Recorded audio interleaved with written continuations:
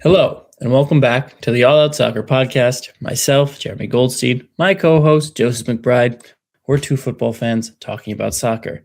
We focus on a fusion of the MLS, the U.S. men's and women's soccer teams, and the build-up to the 2026 World Cup. Still in the MLS offseason, but we got a ton of transfer news, and we got a ton of international football news. Joe, how we doing? I'm very well, thank you. It's been an interesting time with all the sports going on, but we're 5 days out now from MLS preseason starting. Can't wait. Oh my God, 5 days. I'm a little disoriented what day of the week is. Our recording schedule is a little off this week. It's a Friday today. This will probably be live on Saturday. It's the unstructured time of the year, but all of a sudden it's about to become uber structured, isn't it? Yeah, it's getting that way. I mean, I kind of like the fact that we're just kind of winging it in terms of the schedule right now with so much going on. It's, we may not record it the day we expect, but then the day after a big bit of news drops, which I'm sure we'll be getting into later in this episode. Yeah. All right, so this episode, we're going to do half MLS, half international football. I feel like it's about time to do a little Miami update because they have made a freaking ton of moves this offseason in defense, in attack, with rumors. There's Messi exit rumors and loan rumors and all this sorts of stuff. I think we should do a little deep dive on what Miami squad looks like. Then after the break, we have to talk about the carnage in the AFCON Final. It's the biggest international news story from a footballing perspective in quite some time. And it could have some ripple effects on the 2026 World Cup. We're going to discuss what that looks like. And of course, Joe and I are going to make a case for a player to either make or miss the U.S. men's national team squad. I don't know who his player is, and it's bothering me a little bit, but I'm going to find out in 20 to 35 minutes. Joe, we're going to start with Miami. Give me the quick update and rundown on who is in and who is out and the major headlines. Well, the quick update is that Tadeo Allende is back on a permanent basis. He is signed officially from Celta Vigo after obviously playing in Miami last year on loan. He will occupy an international roster spot, and his contract runs through to June 2030 with a year option for 2031. Should they wish, obviously had an amazing campaign for them. A bit slow start, roller coaster in the regular season, but he scored 20 goals in total, 9 of those coming in the MLS Cup playoffs, which is a new league record. Joining him very shortly will be a formerly Argentine striker, although he's since declared his allegiance to Mexico. I can't find his name right now to actually pronounce it properly. German Beretame, there you go. Monterrey striker, 27 years old, $15 million bid is currently being finalized. Now, this guy, I have a kind of a guilty pleasure for Liga MX football, and he is extremely talented. He's about to sign a 4-year deal. He had interest from Premier League club Wolverhampton Wanderers, which he turned down. He probably doesn't want to be playing in the Championship next season. He scored 26 goals in 47 games last year. This season, he has 13 and 24. Prolific forward, and I think him and Silvetti and then Messi up top could be a really dangerous trio up there, depending on who's going to play. The big and interesting news, though, is before they moved for him, they sent an audacious bid to LAFC for Denis Buanaga. Now, cash trades, there's been an update. There's now no limit on the trades that the team can do moving forward. But this would have been the biggest club-to-club cash trade that we have seen in the MLS. It's a big statement from Miami going to, one of the biggest players in the league, trying to, make him play alongside Lionel Messi. It was, of course, rejected, and it's been reported by The Athletic that he did not want to leave LAFC. However, kind of interesting saga developing since. He's reposted on his social media a quote which reads, "You're inches away from your dream and the club shuts it down." Not sure what to make of that, but it does seem like potentially he wishes he was moving to Miami. I mean, sure, it's out of nowhere. He seemed completely happy in LA all of last year. Obviously, Buanaga was just away at AFCON.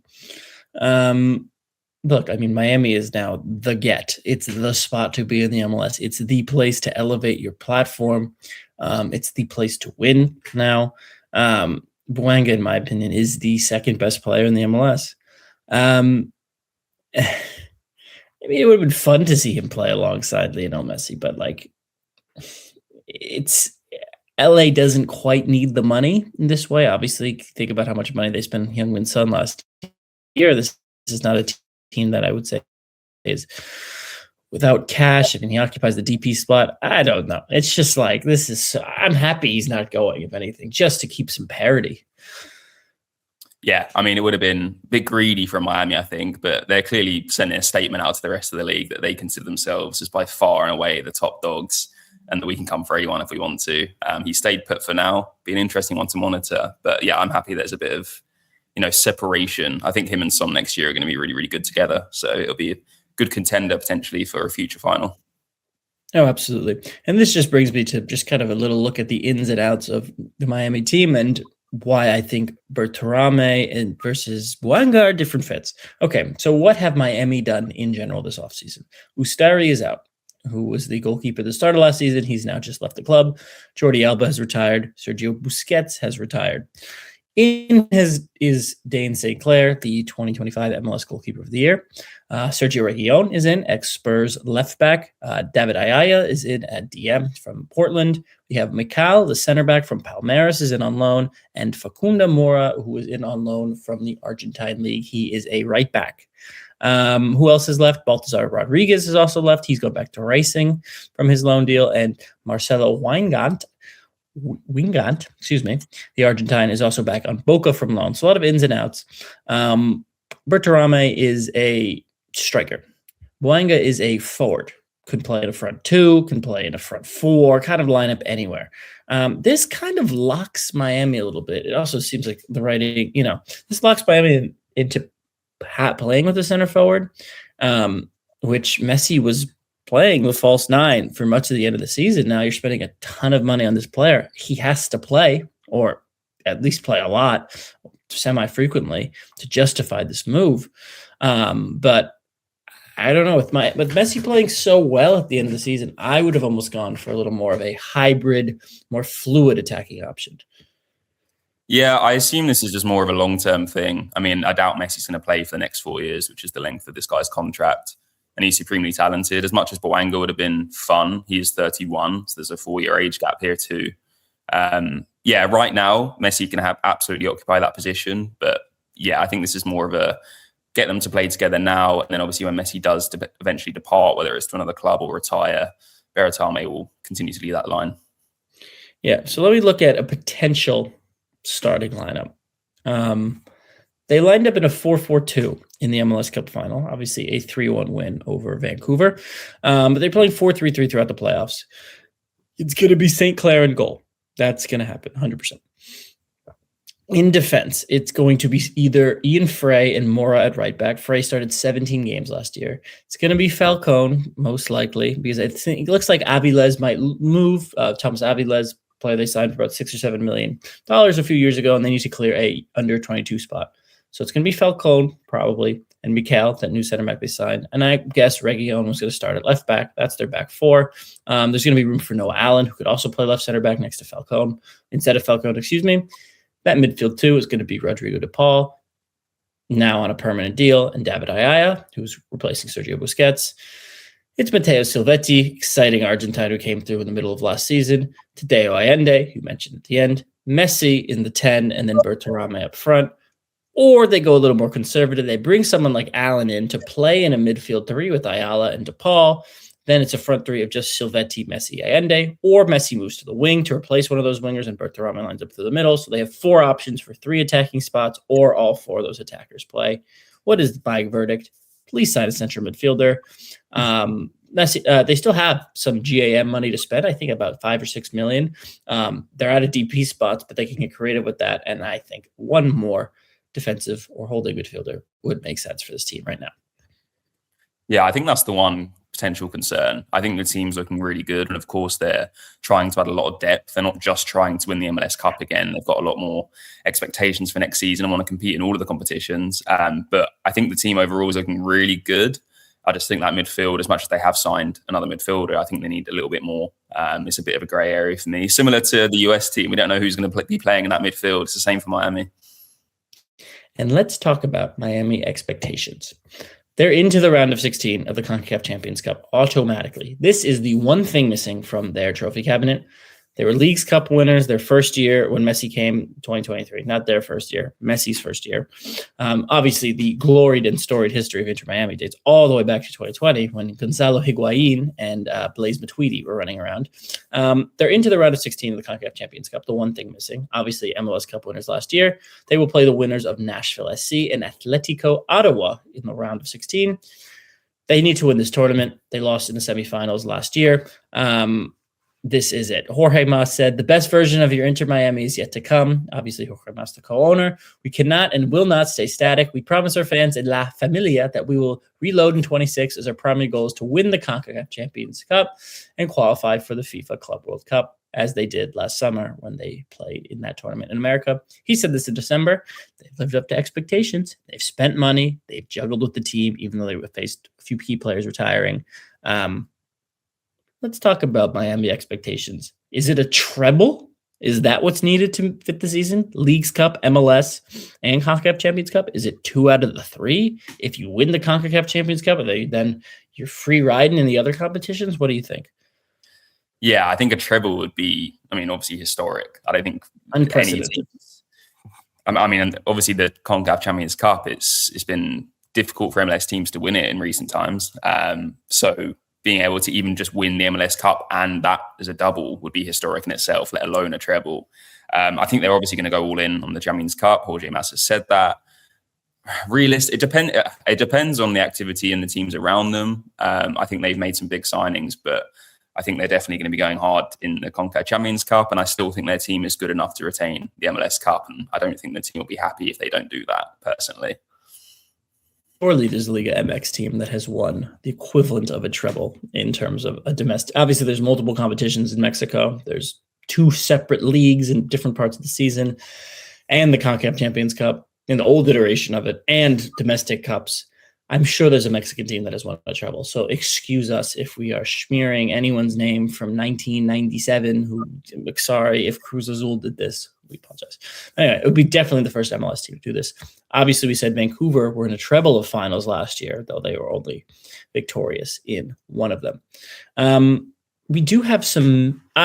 Before we get into some quick little Messi news, CONCACAF Champions Cup.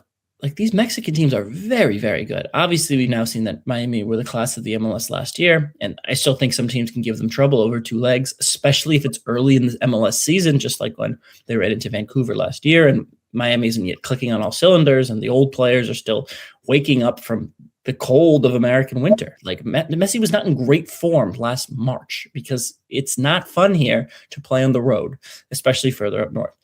But by the end of the season, he was obviously clicking. But some of these Mexican teams are really, really good, and none of them have seemed to have many issues in coming to America and getting results. And this has been the case for a decade, where it seems like an MLS club is poised to win one of these draws and then lose 2-3-0, and that's it. On the road, the MLS teams are usually cooked in Mexico. But anyway, it's obviously, if it's Miami versus the field, I'm taking the field in the CONCACAF Champions Cup. That's just how these tournaments work. That's like they're entering at the round of 16. They still need to beat 3 opponents in 2-legged ties before a final. I'd give them a 30% chance. I think they're the favorites. I still think there's some very strong Mexican teams, but I think that's a realistic notion for Miami. And I still think the goal is win at least one of these 3 and reach the final of at least one other. And I think that's realistically what you're aiming for Miami. Yeah, I think if they crash out early in this, obviously, Champions Cup, or if they don't go far in the MLS Cup playoffs, the season will be seen as a failure. They've won Leagues Cup already. I think they're looking forward to the next thing now. As much as they'd love to retain that, that's, the first trophy they got. They've moved far clear of that. And you're so right. Even Monterrey, where Berretame is coming from, they've had Sergio Ramos in recent years. Anthony Martial is currently up top for them, and they're getting 15 million for this guy. Yeah, there are so many good players in Mexico, and these teams are historic. They've certainly been around for longer than a lot of the MLS clubs. So there's also the tradition and all that surrounding the club. So it's a really difficult competition to win. Of course, Miami are favourites, and I agree with your assessment. But yeah, just because they've got a good in because of how they've placed doesn't mean they're going to win it. Yeah, I completely agree. And Joe, I think before we end our little Messi Miami diatribe, I think you have some Lionel news for us. Yeah, so we're obviously talking about them playing in 3 competitions. There's been a rumor that they could try and join a 4th, which would also be unprecedented. So the Copa Libertadores, of course, a very well decorated competition in South America. Some amazing teams from all across the countries competing and winning that one. Jorge Mas, as much as he said a lot at the end of this season, he wants Miami to play in that competition. Now, of course, it's a prestigious event, but having Messi compete in that will bring great exposure to them. So for me, it's a no-brainer that they might consider it. However, the problem is there's never, ever been an MLS club that's competed. Interestingly, Liga MX clubs, who we were just talking about, were invited to compete at the tournament between 1998 and 2016. The most recent side that left their mark was Tigres, who reached the final in 2015. But Jorge Mas said it'll be a dream. I've had conversations with CONMEBOL about participating in the Libertadores. And he believes that as the champions of MLS, and obviously with the roster that they have and their Leagues Cup experience too, they deserve a spot. Apparently negotiations are in the early stages, but I mean, that would be some statement as well. And I think, like I said, the exposure that Messi would bring to that competition and how exciting that would be, because that is a competition that I love. That'd be very exciting. Yeah, so pros are obviously exposure. Seeing a chance for Miami to test themselves against the best teams in Argentina, Brazil, Peru, extremely exciting. Immediate cons, the travel, the scheduling seems absolutely impossible. Messi also can't play all of these games and play all these MLS games and play all the CONCACAF. He just can't do it all. He's an older individual at this point in his life. So it will come with some sacrifice, and I'm sure the MLS might not be too happy about that. Yeah, initially I thought there's no way this happens. Obviously, the fact that no MLS clubs ever played and they want to keep it, they want to make sure it's still their competition, right? Because there's also the danger that as much as it will bring exposure, Messi and the MLS club kind of is the headline of that whole competition, and it sort of buries the rest.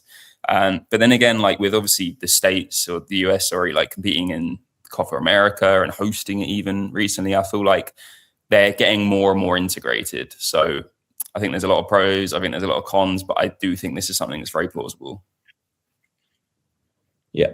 All right. It's definitely one to monitor. I don't think it's going to end up happening this season, maybe next season, obviously. And Messi only has so many more years yet, but a situation to monitor.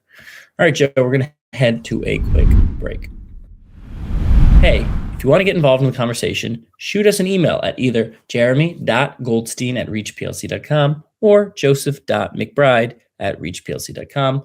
Please engage by subscribing to the show wherever you get podcasts and leave us a like while you're at it. That's the end of part 1 of this week's All Out Soccer. Stick around for part 2.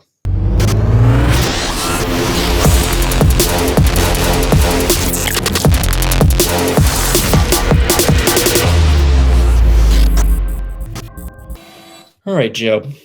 AFCON Final time. 1-0 Senegal win, their second in the nation's history. I'm going to go into a little recap of kind of the insane events that occurred at the end of the game. But just talk to me about your reaction to this carnage.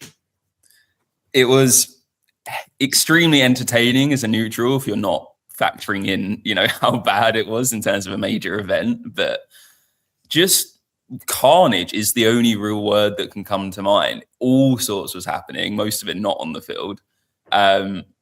It was just chaotic. I mean, from what was a relatively boring and uneventful final, obviously we'll go into it, all kicked off at the end. And we're talking about not a great game and a great spirited effort to win this trophy. We're talking about everything else. So it's just honestly carnage. Not seen much like that before. Yeah, it was pretty dumb all the way around. And there were some controversial refereeing decisions. And me and Joe have, I think, different philosophies on refereeing. But referee Jean-Jacques Ndala, unfortunately, became a very central figure to this game. Whenever a referee is a central figure, it's not always their fault. But in this case, I think it was brought a little bit upon himself. I'm always a let the kids play kind of guy, traditionally. The referee is neither seen nor heard. It's only in cases of major incidents. Let's have less penalties. Let's have less red cards. And let's have more open play goals. That is my philosophy when it comes to refereeing. None of that happened in this game. Anyway, so what happened? Abdoulaye Seck, center back for Senegal, was ruled to have committed a foul in the box on Achraf Hakimi as Ismaila Sarr scored in injury time that would have sent Senegal up 1-0. Just moments later, on an ensuing Morocco corner, Brahim Diaz, probably the best player on this Moroccan side, blatantly dived on an El Hadji Malik Diouf foul or incident, and he was awarded a penalty. So it could have easily been 1-0 to Senegal, but instead Morocco has a chance to go up 1-0. Senegalese coach Pape Thiaw orders his players to leave the pitch. There was fighting in the stands. There were arguments on the field. Walid Regragui, the coach of the Moroccan national team, said, quote, "This is a final with a Hitchcockian script," which is an insane thing to say. He also said Pape Thiaw does not honor Africa. Anyway, Senegalese player and former Liverpool star Sadio Mane kind of lingered on the field, and he eventually ordered the Senegalese players to return. Brahim Diaz, after about 17 minutes of real time elapsing between the alleged foul, attempted a Panenka and missed it right down the middle. It was saved by Senegalese goalkeeper Edouard Mendy. Now, this also doesn't account for the fact that the original foul that ruled out the original Senegalese goal was not reviewed. Meanwhile, the penalty claim on Diaz was extensively reviewed. So that's one more thing to factor. So the game goes in the extra time. Pape Gueye scores a early extra time free strike from outside the box, go up 1-0. Senegal holds on for the win. After the game, Gueye said, "Sadio told us to come back, and we remobilized. Mendy then made the save. We stayed focused, got the goal, and won the game." Great. That's wonderful. I still think all of this was totally scripted. Not scripted, excuse me. Like, I think there was a wink gentleman's agreement of saying, miss the penalty and we'll go into extra time, or there's going to be total chaos. But anyway, the Moroccan team, FA, did not hold themselves in glory.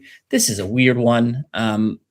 We're talking about this instead of talking about the game, which was boring because a lot of AFCON games are extremely rigidly focused. I thought this Nigerian team was the only one that kind of broke that model. And then their semifinal game against Morocco turned into the same 0-0, hoping for a moment of either magic or kind of BS from the referee. And it's a shame because I think African football is amazing. And the AFCON recently it's a 0-0 or 1-0. You rarely see a multi-goal final. But anyway, just a bizarre situation all the way around. Yeah, I mean, it was just... Yeah, to your claims, I get where you're coming from. I've obviously seen this narrative of the penalty and to kind of make sure that things didn't boil over completely. I don't understand from Brahim Diaz's perspective how you could do that. They haven't won the trophy in 50 years. They're on home soil. Yeah. So just for him to agree to something like that would be crazy to me. But it was entertaining. It was just mental. I love watching AFCON too. I know what you mean about the rigid play. It's either one way or the other most of the time. But yeah, just unbelievable. And even continued into the post-match. We looked into it and, Pape Thiaw went to hold his press conference. There were Moroccan journalists booing him, Senegalese journalists cheering. They then began arguing. The press conference got cancelled. Just everything from the game and the refereeing and the reaction to storming the players off, and then even not being able to be civil afterwards. It was just absolute chaos. But what a story. It hasn't gone down too well with Gianni Infantino, though. Yeah, what's he said? So he was at the game. He handed the golden boot to Brahim Diaz at the end of the game, which was also really awkward as he had tears in his eyes. Could have been one more to the tally, but I digress. He was very unhappy and he posted a statement on Instagram because that's what people do nowadays. And he said, "We witnessed unacceptable scenes on the field and in the stands, and we condemn the behavior of some supporters as well." I don't know if it was also picked up. The Moroccan ball boys were trying to steal the towel off the goalkeeper during the game too. It was just everything was going on. So was Hakimi. True. Yeah. And he also said it was unacceptable to leave the field of play in this manner, which I agree with. You can't just walk off because of a penalty decision, regardless of how it goes, in my opinion. He also said violence cannot be tolerated in our sport. I didn't see too much of that. But the main thing from his statement is he called upon the African Federation of Football to take action against Pape Thiaw, whether that's calling for a suspension or calling for some sort of removal, fine, whatever it could be. that's what he called for. There were reports earlier this week that he had been suspended. That has since been debunked. He is currently active in his role at the moment. But that isn't the end of the story, and FIFA is still looking into it. And of course, for Infantino to send a strong message like this is kind of embarrassing too, because both of these teams, Morocco and Senegal, will be competing at the World Cup in a few months' time. And he's basically just said, I don't want to see any of this in the United States. Look, yeah, I mean, it's a distraction, certainly, from the actual football. But, I mean, this does get a lot of eyeballs on it, first of all. So I'm surprised Infantino's that upset. Furyk, golden boot victory for Diaz, obviously. The price of victory is not worth the price of defeat. Look, if I was the coach, again, we have a philosophical different worldview here. I would have done the exact same thing. Are you kidding me? You are awarding pretty much defeat, a near guaranteed defeat to us for something that is out of our control after not reviewing a goal on the other end. You have now taken the decisions out of our hand and completely monopolized the outcome of this game in your hands. And I don't like that. That's why I do not like referees getting over involved. Now, should he get suspended for doing this? It doesn't, like, if I did it, I still might expect to get suspended. It's not saying I wouldn't. Look, Ronaldo's not getting suspended for the World Cup, and he's supposed to be. And obviously, this is different. This is a coach. I mean, Senegal could have plenty of time and elect a new coach in between. It would be fine if that's the route they wanted to go. But I wouldn't tamper with the World Cup for something like this. That is, obviously, this is a FIFA competition. CAF is part of FIFA, but I would not have this bleed into the World Cup. No, I think just, maybe give him a talking to, some sort of discipline, but then move on and focus on the World Cup and put that behind everyone. I get emotionally your perspective on that. If it was England, for example, and the same thing had happened, I'd be absolutely furious. But you can't just walk your team off the field if you disagree with the decision, because then when does it stop? Because if they do it, then suddenly every team's going to be doing it when a foul is called or a penalty is called or a red card shown just in protest. And unfortunately, as much as there are some dodgy refereeing decisions around the world all the time, they still have to have that element of control. And if you overthrow that authority, then it just will become carnage. I get the frustrations, and it was a disgrace. Of course, it all worked out in the end. You still have one of the best goalies in Africa that could potentially save the penalty. He didn't even really need to save this one. He just stood there. But yeah, it was a disgraceful decision, I think, but you can't walk your team off the field. I'll leave you on this parting thought before we move on to our last subject. His decision to walk the team off the field made it so it was 17 minutes of real time before Diaz took the penalty. Statistically, do you not think his chances of converting are substantially higher if it was taken 3 minutes after as opposed to 17 minutes? And if you say managers don't have any influence on games, it's usually true. There's a study recently that came out about how little a correlation there is. I saw, if you strip away the 10 outlier examples of like Ferguson, Guardiola, whatever, of how little influence managers have on points in the Premier League, especially ones who go from club to club. This is an instance of a manager having an direct impact on a game. And that's all I'm going to say. That's all. It's my closing thought. He for sure influenced Diaz's decision to Panenka, his confidence, and kind of Senegal's then extra emboldenment to win in extra time. So, you know what? I don't think in the end he was just doing what's right for his team. So, no, yeah, I mean, 17 minutes before taking the biggest penalty of your career, having that in your head is horrendous. So, yeah. In terms of that, top tier coaching masterclass in mind games. But just to counter that, when you do walk your team off the field for that amount of time, is there any guarantee the game doesn't get called off? Is there any guarantee that the game's going to, it's a risk, right? And obviously this risk. Well, Joe, you're going to most likely lose either way. So you might as well it's a roll of the dice. True. And I mean, yeah, it was a terrible penalty. I don't understand, just quickly, if you had 17 minutes to consider how am I going to take this penalty, then coming to the conclusion of Panenka down the middle is bold. And this is why he didn't make it at Manchester City. Anyway, I digress. We're going to make a case for a U.S. player transitioning to either make or miss the World Cup roster. We're still on making a case to make it. Joe, I know, has a defender who scored yesterday in the Europa League. I have no idea who it is. I have a midfielder, but Joe, I'm going to let you go first. You have 1 to 3 minutes to make a case for this player to make the U.S. men's national team.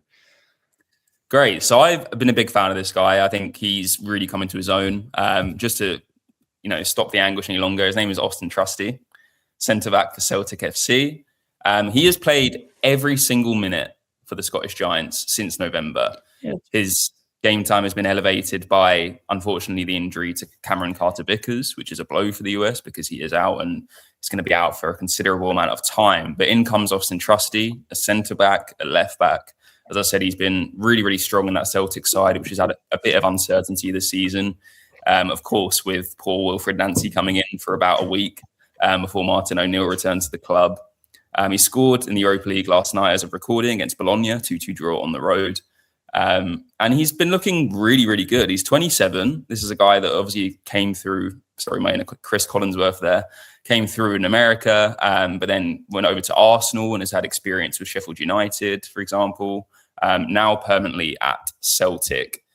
He can play centre-back, left-back. He's been in Pochettino's squad very recently. He played in that 5-1 demolition against Uruguay, which, as we know, was quite an alternate lineup, a bit of experimentation there. He assisted Alex Freeman during the game. And I just think he looks really, really solid. I'm not saying he's a guy that's going to come in and start, but I think having a decent defender that's playing at a high level, playing in Europe week in, week out on the road to the World Cup, at least as an option off the bench, whether it's centre or left back, I think could really, really help the States in terms of depth for the World Cup. I think he's playing well, and I think he deserves to at least be in the conversation and potentially on the plane. Yeah, I mean, look, he would be behind Cameron Carter-Vickers if Cameron Carter-Vickers was healthy. I mean, they were both on the team together, and CCV was the choice. I mean, Cameron Carter-Vickers has been this kind of like idealized prospect in the eyes of the U.S. men's national team ever since he was at Tottenham as a young player. And Trusty, look, he spent a lot of time in the Championship, Sheffield United. I think he was at Preston before, and was Birmingham City, and was always serviceable. Obviously, this is not a vintage Celtic side currently right now. They're 6 points off top of the table in the league, and their Europa League form has been pretty poor. And Trusty is starting all of these games. I think it's an interesting option. I think it really depends on the matchup. If this is a front foot side you're playing, and obviously Trusty's used to being in 75% possession this season, it's an interesting case. And it's someone who could be considered, especially over some of these maybe middling MLS center backs who continue to get a look in. Yeah.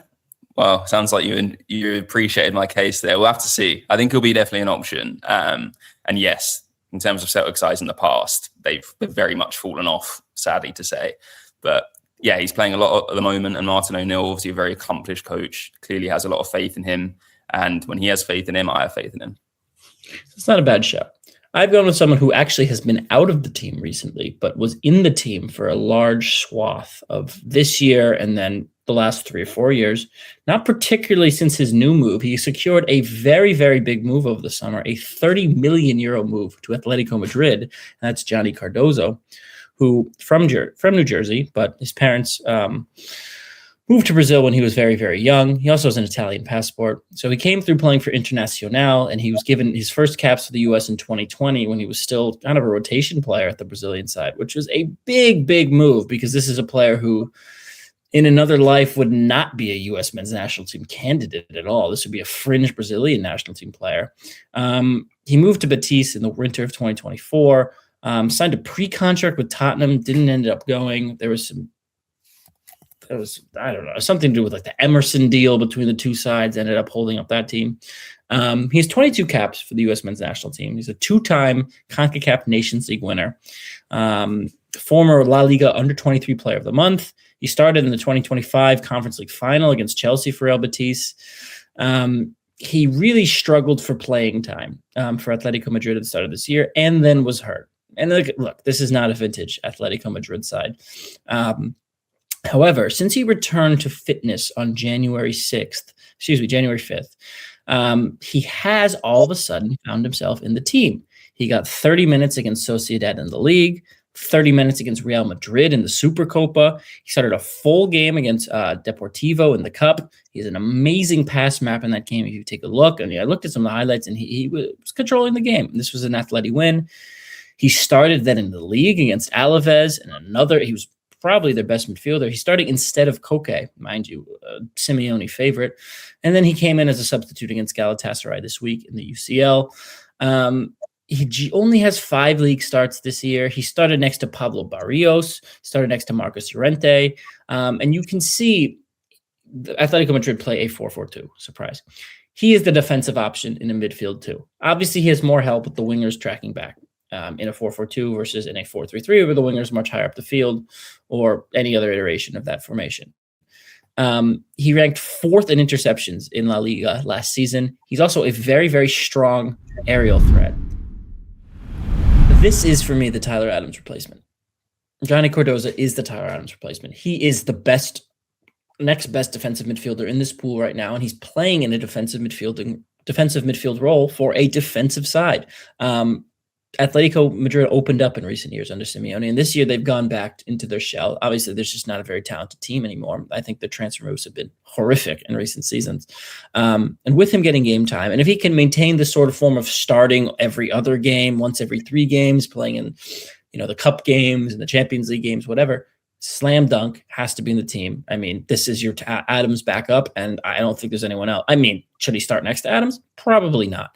But if Adams is not going to be fit, which is a high likelihood at this point, this is my plan B.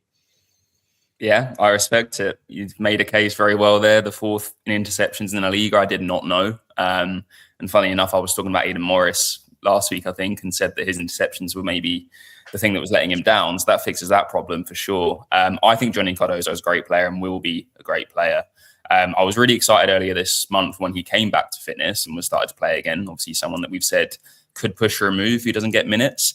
But I was really happy when I saw that Atletico Madrid sold Conor Gallagher to Tottenham. Yeah, obviously a very deep midfielder.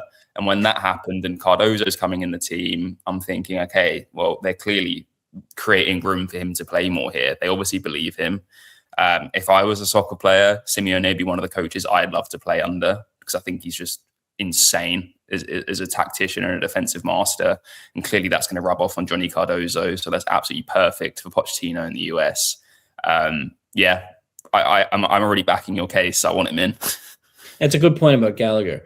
And Gallagher seems like the perfect Simeone player on paper, because why? Conor Gallagher actually is not good at football. However, he is an extremely high motor, and he's very good at getting on the end of balls in the box. He's not good on the ball. I've always thought Conor Gallagher was not good on the ball. But he is that Simeone player in terms of effort, hustle, and box-to-box presence. Cardozo is a classical, break up the play defensive midfielder. And to see his pass map improving in recent games and to see him so much more involved on the ball is a great, great sign. Should he start next to Adams at the World Cup? No. That should go to someone more like Morris or Tessman or any of these players with a little more thrust, because that's what you're going to need out of that midfield partner to Adams. But I don't think Cardozo is that answer. But as that like-for-like replacement, I think this is the best you're going to find. Yeah, I think he definitely should be in there. Whether it's starting or not, he should be involved, and I think will be involved. I think that's a bit harsh on Gallagher in terms of the footballing ability. I know he likes to get stuck in, and he's very good at picking up a yellow card and taking one for the team, etc. But I always remember that one season he had on loan at Crystal Palace, and he scored like 13, 14 goals. He's a good player. But Cardozo is definitely more ball with the feet and can produce stuff like that way. So I get what you mean there. All right, it'll be interesting to see. I went normie pick this week. I went ridiculous one last week. We're going to continue this segment. All right, Joe, that was an interesting pod. Covered a lot of bases. We're going to lean into some more MLS content in the coming weeks, some interviews to come. Really, really excited. Saunders, get on. Any closing MLS thoughts before the season kicks off? Just that Miami weren't joking when they said they were going to strengthen. And I think there's obviously been some decent deals in other teams, but I feel like they need to wake up a little bit and start filling out that roster, because Miami looks like that they're really taking it seriously again, and they're the team by far to beat. Window's still open. That's all I'm going to say. All right. That just about wraps it up for this week's All Out Soccer. He's been Joe McBride. I've been Jeremy Goldstein. Hope you can join us again on the next episode. Or as Thomas Muller would say, Auf Wiedersehen.